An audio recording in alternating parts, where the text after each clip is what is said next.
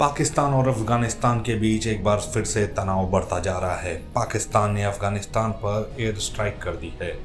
इस बीच सुशांत सिन्हा से जानिए, भारत में क्या देखकर पगला गया है पाकिस्तान। 2 महीने में दूसरा ब्लंडर क्यों कर दिया पाकिस्तानी आर्मी चीफ मुनीर ने। क्या भारत तालिबान की दोस्ती देखकर पाकिस्तान बौखला गया है?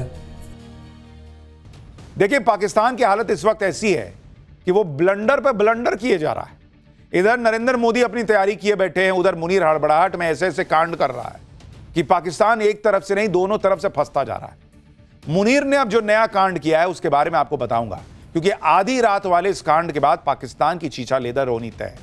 पाकिस्तान में धमाके पर धमाके होते जा रहे हैं और इन धमाकों के बीच मुनीर ने अफगानिस्तान को फिर से छेड़ दिया, पिन मार दिया। अब इधर नरेंद्र मोदी पाकिस्तान को नहीं छोड़ने का मूड बनाए बैठे हैं, उधर अफगानिस्तान को फिर से छेड़कर मुनीर ने जो गलती की है उसका भी अंजाम पाकिस्तान को भुगतना होगा। पाकिस्तान के साथ ये सब क्या हो रहा है उसके बारे में आगे बताऊंगा, लेकिन पहले आधी रात पाकिस्तान ने किया क्या है उसकी एक झलक देखिए।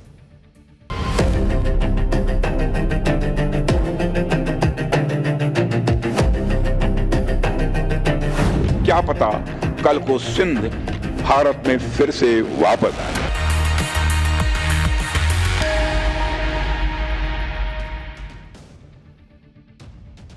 पाकिस्तान के साथ इस वक्त ऐसा हो रहा है कि इधर नरेंद्र मोदी की टीम पीओके से आगे बढ़कर सिंध की बातें करने लगी, तो उधर वो पैनिक में है।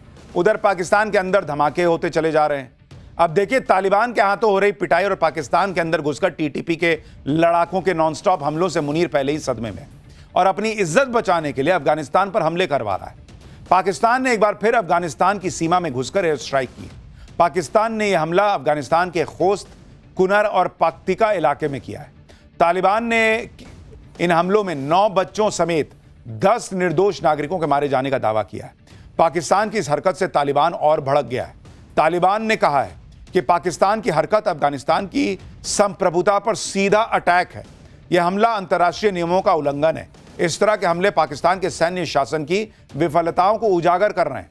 आगे तालिबान ने कहा कि उसे अपने एयर स्पेस और अपने लोगों की रक्षा करने का पूरा अधिकार है और वो सही समय पर पाकिस्तान को उचित और करारा जवाब देगा। यानी पाकिस्तान ने अफगानिस्तान पर जो एयर स्ट्राइक की है उसकी कहानी यहीं खत्म नहीं होगी, क्योंकि ना तो तालिबान पाकिस्तान को छोड़ेगा और ना ही तहरीके तालिबान पाकिस्तान, जिसकी चर्चा पाकिस्तान के मीडिया में भी तेजी से हो रही है। पाकिस्तान के अफगानिस्तान पर हमले को मुनीर की बौखलाहट क्यों माना जा रहा है, इसे समझना ज्यादा मुश्किल नहीं है। दरअसल कल ही पाकिस्तान के पेशावर में एफसी यानी फ्रंटियर कॉन्स्टेबलरी का हेडक्वार्टर आत्मघाती हमले से दहल गया था। इस हमले में 3 पाकिस्तानी कमांडो और 3 हमलावर मारे गए। एफसी को पाकिस्तान की सिविल मिलिट्री फोर्स माना जाता है, जिसका हेडक्वार्टर पेशावर में एक भीड़ भाड़ वाले इलाके में मिलिट्री कंटोनमेंट के करीब है। इसी एफसी के मुख्यालय पर पहुंचे 2 आत्मघाती हमलावरों ने ब्लास्ट कर खुद को उड़ा लिया और उनके साथ आए हमलावर मुख्यालय के अंदर घुस गए। हमले का जो सीसीटीवी फुटेज सामने आया है उसमें दिख रहा है कि कैसे एफसी के हेडक्वार्टर के ठीक बाहर सुसाइड बॉम्बर खुद को उड़ा लेता है। पाकिस्तान ने इस हमले के लिए टीटीपी यानी तहरीके तालिबान पाकिस्तान के लड़ाकों को जिम्मेदार बताया और बीती रात अफगानिस्तान पर हमला कर दिया। अब यह भी देखिए कि पाकिस्तान ने ऐसे वक्त में अफगानिस्तान पर स्ट्राइक की है जिसने साबित कर दिया है कि भारत और अफगानिस्तान की गहरी दोस्ती उसके गले से नीचे नहीं उतर रही। आप देखिए कि जब पाकिस्तान ने अफगानिस्तान पर 9 अक्टूबर को पहली स्ट्राइक की, उस वक्त तालिबान के विदेश मंत्री आमिर खान मुत्तकी भारत के दौरे पर थे। भारत से दोस्ती मजबूत करने के लिए बैठकें चल रही थी। अब पाकिस्तान ने अफगानिस्तान पर दूसरी एयर स्ट्राइक की है। इस वक्त तालिबान के वाणिज्य मंत्री अलहाज नूरुद्दीन अजीजी भारत के दौरे पर हैं। ऐसे में हर बार तालिबान के मंत्रियों के भारत दौरे के वक्त ही पाकिस्तान के अफगानिस्तान पर एयर स्ट्राइक को संयोग नहीं माना जा सकता, क्योंकि साल 2021 में अफगानिस्तान की सत्ता संभालने के बाद इससे पहले तालिबान का कोई मंत्री या प्रतिनिधि भारत आया नहीं था। और जैसे ही अक्टूबर में तालिबान के विदेश मंत्री ने भारत का दौरा किया, भारत ने काबुल में फिर से अपना दूतावास खोला और अब तालिबान के वाणिज्य मंत्री ने कहा है कि वो काबुल में भारत के डिप्लोमेट्स के लिए पूरी सुरक्षा की गारंटी देने को तैयार है। यानी इधर भारत और तालिबान या अफगानिस्तान के रिश्ते बेहतर हो रहे हैं, उधर पाकिस्तान को आग लगी, वहां बम फट रहे हैं, मुनीर कांड पे कांड कर रहा है। भाई वो फंस जाएगा, समझ नहीं रहा है वो। इस वक्त दुनिया में एक ऐसे ज्वालामुखी ने हड़कंप मचाया हुआ है जो हजारों सालों से सोया हुआ था, लेकिन जब इसका लावा फटा तो कोहराम मच गया। क्या भारत, क्या चीन, हर जगह खलबली मच गई कि इस धधकते ज्वालामुखी से क्या बड़ी आफत आने वाली है।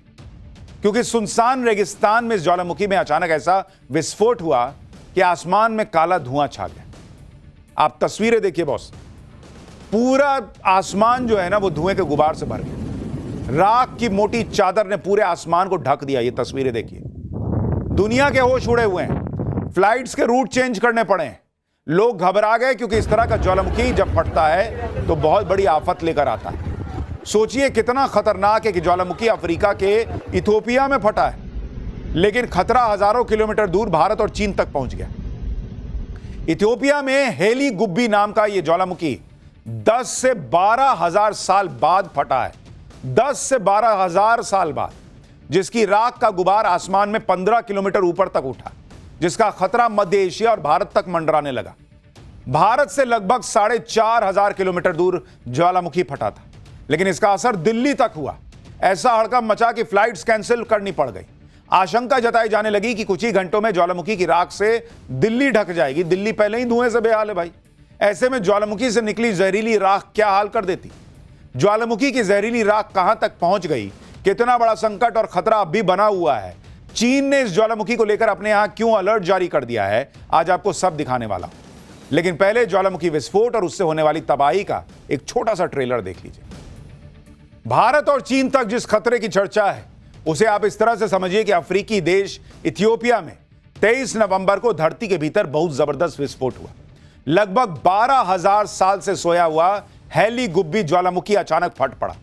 इस विस्फोट से निकलने वाली राख और सल्फर डाइऑक्साइड ने कुछ ही देर में पूरे आसमान पर कब्जा कर लिया। राख का गुबार 15 किलोमीटर ऊपर तक उठा, यानी एवरेस्ट से भी 2 गुना ऊंचा। ज्वालामुखी से उठे धुएं के गुबार को कई किलोमीटर दूर से ही देखा जा सकता था। जिस इलाके में ज्वालामुखी फटा, वहां से कई किलोमीटर दूर के इलाके में हड़कंप मच गया। हर कोई ज्वालामुखी से उठे धुएं को देखकर हैरान था। लोगों ने बताया कि ऐसा लगा जैसे कोई बड़ा बम विस्फोट फटा हुआ, जिसके बाद धरती कांप गई और धुएं और राख ने सब कुछ ढक दिया। ज्वालामुखी में एक विस्फोट नहीं हुआ, कई घंटों तक कहा जा रहा है विस्फोट की आवाज आती रही, लेकिन पूरे इलाके में दहशत ज्वालामुखी से निकलने वाली राख से। राख के बादल रुकने को तैयार नहीं है। इससे अभी तक कोई मौत तो नहीं हुई, लेकिन गांव के गांव राख की परत से जम गए। जिस इलाके में यह ज्वालामुखी फटा, उसे दुनिया का सबसे गर्म और सूखा इलाका माना जाता है। इसे पृथ्वी का नर्क कहा जाता है, क्योंकि यहां तापमान 50 डिग्री तक चला जाता है। इसी इलाके के डानाकिल रेगिस्तान में ही हेली गुब्बी ज्वालामुखी है।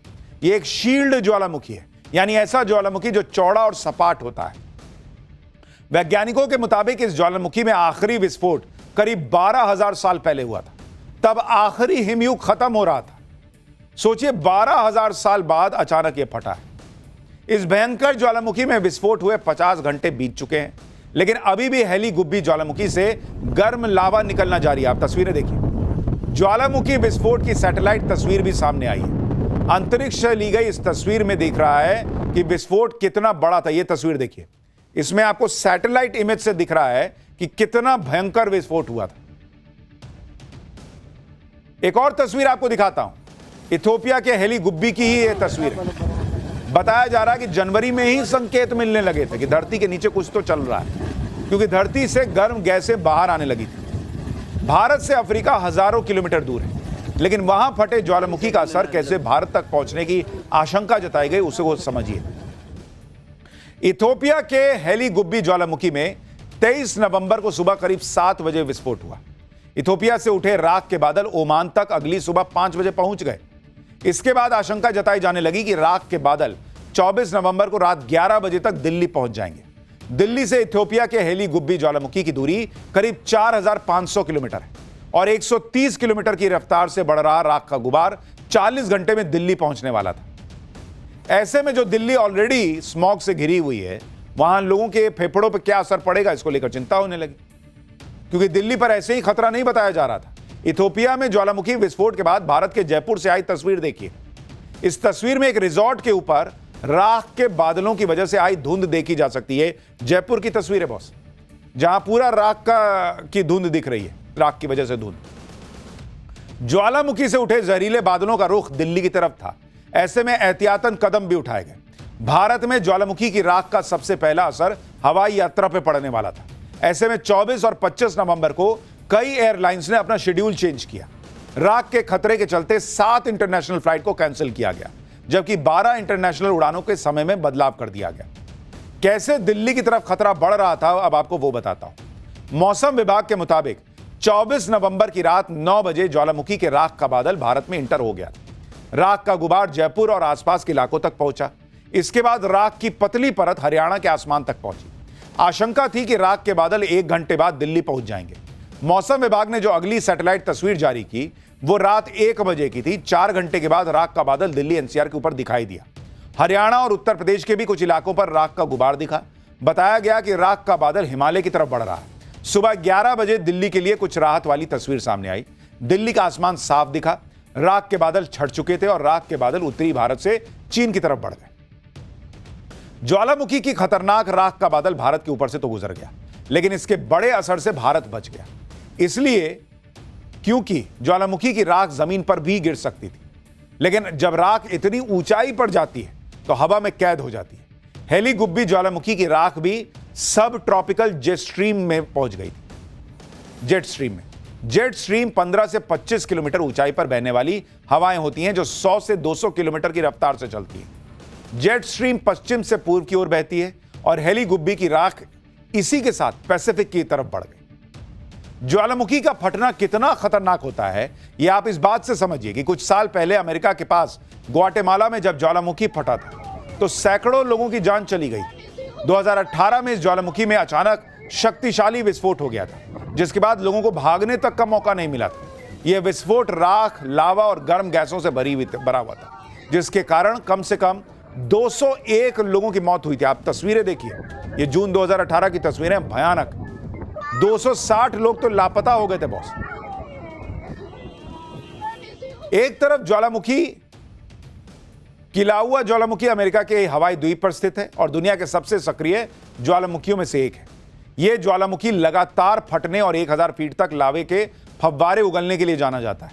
ये देखिए, 1000 किलोमीटर ऊपर तक तो इसका लावा जाता है। 2025 में ही किलाउआ ज्वालामुखी में जो है उसमें एक शक्तिशाली विस्फोट हुआ था, जिसमें लावे के फव्वारे को लगभग 1000 फीट ऊपर तक उछलते हुए देखा गया था। ये देखिए, जैसे वो फायर ब्रिगेड वाले नहीं पानी मारते हैं, ऐसा लग रहा है कोई अंदर से पानी की जगह आग मार रहा है। इसी तरह से फिलीपींस का ताल ज्वालामुखी लुजोन द्वीप पर स्थित एक सक्रिय ज्वालामुखी है। ये देखिए, ये ज्वालामुखी मनीला से लगभग 50 किलोमीटर दूर है। खासियत इसकी है कि झील के बीच में एक द्वीप पर ज्वालामुखी का क्रेटर है। ताल झील के बीच में होने की वजह से जब इसमें विस्फोट होता है तो पानी के साथ लावा कई सौ मीटर ऊपर तक चला जाता है। ये देखिए, दुनिया में जो सबसे एक्टिव ज्वालामुखी है उसमें मेक्सिको का ज्वालामुखी है। हाल ही में इस ज्वालामुखी में गतिविधि देखी गई थी, जिसके कारण राख और गैसें निकल रही हैं। यह ज्वालामुखी मेक्सिको सिटी के पास है और सबसे सक्रिय और खतरनाक ज्वालामुखी में से एक है। माउंट एटना इटली के सिसिली आइलैंड पर स्थित यूरोप का सबसे सक्रिय ज्वालामुखी है। यह एक स्ट्रैटो ज्वालामुखी है जो अक्सर फटता रहता है और अपनी राख, धुएं और लावा के लिए जाना जाता है। इसकी ऊंचाई लगातार बदलती रहती है और यह भूमध्य सागर का सबसे ऊंचा आइलैंड पर्वत भी है। ज्वालामुखी से उठने वाली राख और उससे बनने वाला बादल कितना खतरनाक होता है वो भी आपको बताता हूं। ज्वालामुखी की राख के गुबार में ज्यादातर सल्फर डाइऑक्साइड होता है, जबकि इसमें ज्वालामुखी की राख कम या मीडियम मात्रा में होती है, लेकिन राख में कांच और चट्टान के बहुत महीन टुकड़े मिले हुए होते हैं। तो इसलिए ऐसा नहीं कि सिर्फ राख आ गई क्या ही हो जाएगा, इससे बहुत नुकसान भी हो सकता था। लेकिन फिलहाल नुकसान तो पाकिस्तान का होगा ऐसा लगता है। देश और दुनिया की ऐसी तमाम खबरों के लिए आप देखते रहिए टाइम्स नाउ नव भारत।